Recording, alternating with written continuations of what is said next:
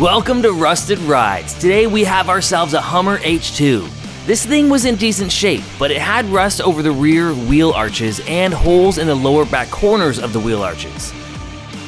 This won't do. Can't have a Hummer looking this way, so gotta get this thing cleaned up.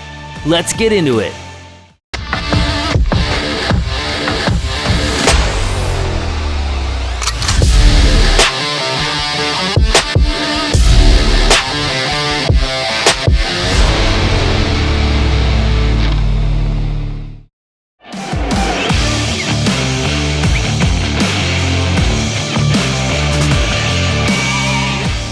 I wasn't there for the teardown, and you'll see why later, but there wasn't much to do anyway, really just removing the fender flares and the fuel filler door. Once that was off, Cam got straight to work.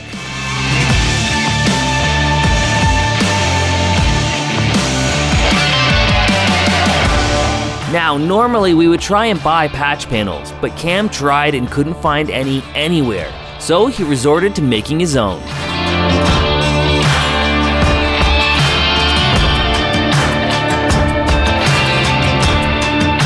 I actually used to own a Hummer H2 in what feels like another lifetime ago. It was fun to drive, but it did drink gas pretty quick. And it was kind of pointless for me as I wasn't using it for its capabilities at all. But again, it was a fun toy.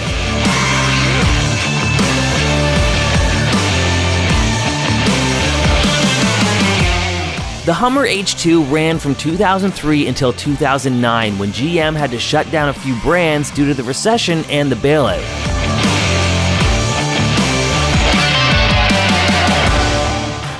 Not much changed on the H2 in its production run. In 2005, a truck version was introduced. Instead of an enclosed SUV cargo area, it had a truck bed and would open the interior to the exterior truck bed, similar to the way that the Chevy Avalanche did. In 2006, they got a side view mirror upgrade, as the first ones had issues with the motor getting wet and seizing up, so you couldn't fold your mirrors in. And then in 2008, the interior got a refresh, and the power plant was upgraded from a 6-liter V8 with a 4-speed automatic to a 6.2-liter V8 with a 6-speed automatic transmission.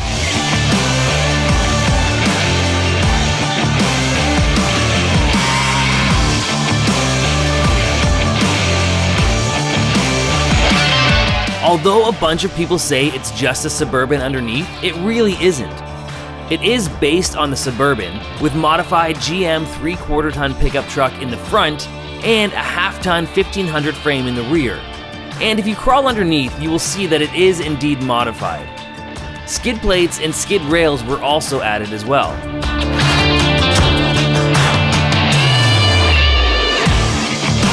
After the driver's side was all patched in, it was time to start cutting up and making a patch for the passenger side.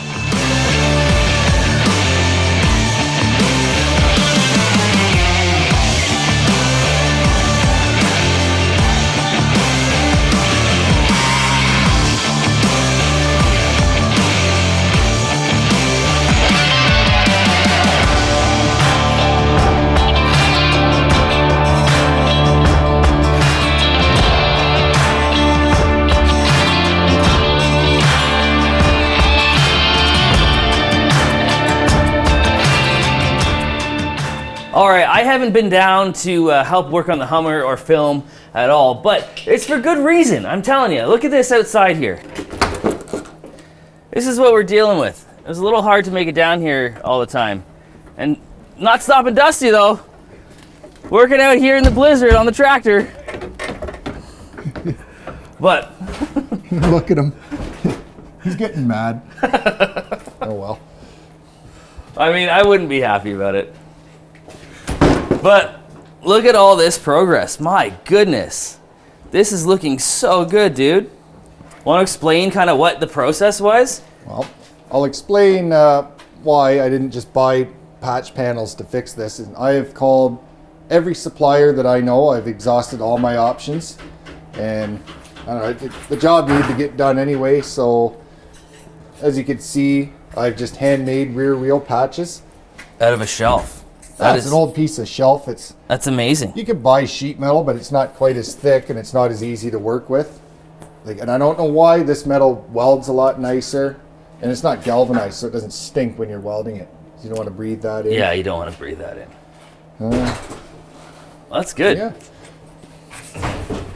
Just so people don't think I'm cheap. You know, I trust me, I tried. I called everywhere I could, all my suppliers. Nobody, not only didn't have them, but they couldn't get them. So, yeah, and you know what? It's actually it's cool to just be able to. I mean, for some people, they might not want to spend the money on a patch panel. And this is actually pretty cool to be able to see that it can be done with just kind of what you have. If you want to spend your own time making patch panels out of like just material that you have, it could be a way of saving money as long as you don't think about it as your time.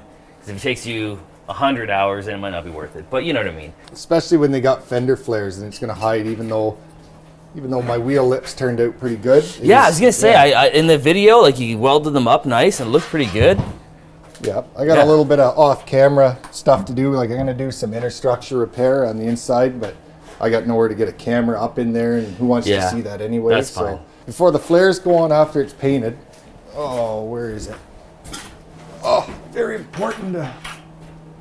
Oh, you always go up inside, spray the inside of your wheel arches and everything you can with rust proofing. Nice. Nice, that way you get right up in there, spray everything, spray before you put the flares on, after it's painted, nice. Of course. And coat everything. Just to make sure it doesn't rust out again. Yeah. Right in there before I put the gas cap back on. Good call. So yeah, I guess we'll start, put some edge primer on it and start smearing some body fill. All right, let's get to it.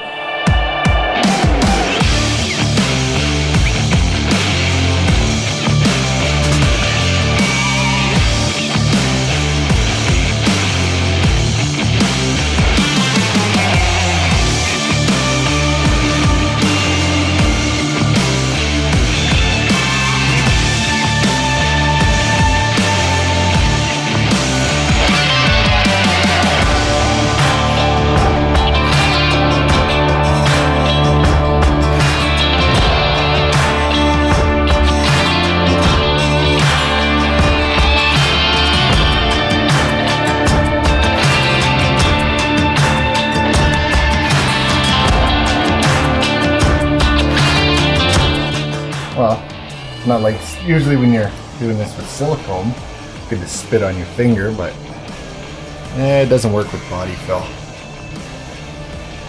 Just smear it in. I don't know, they should make finger-shaped body fill spreaders. Maybe this would be the hardest one to get a nice shape to it. You can still see some of the metal wanting to poke through, that's no good.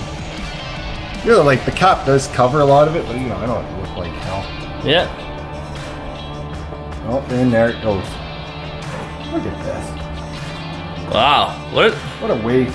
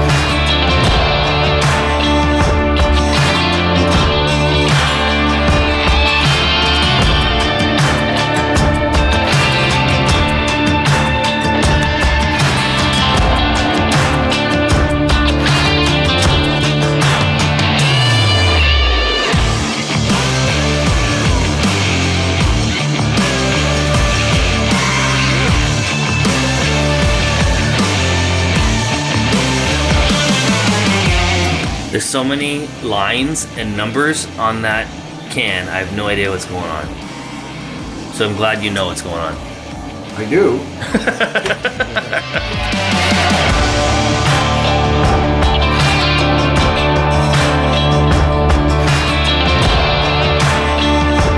So what kind of gun is it? It's an A&I F-160 Plus.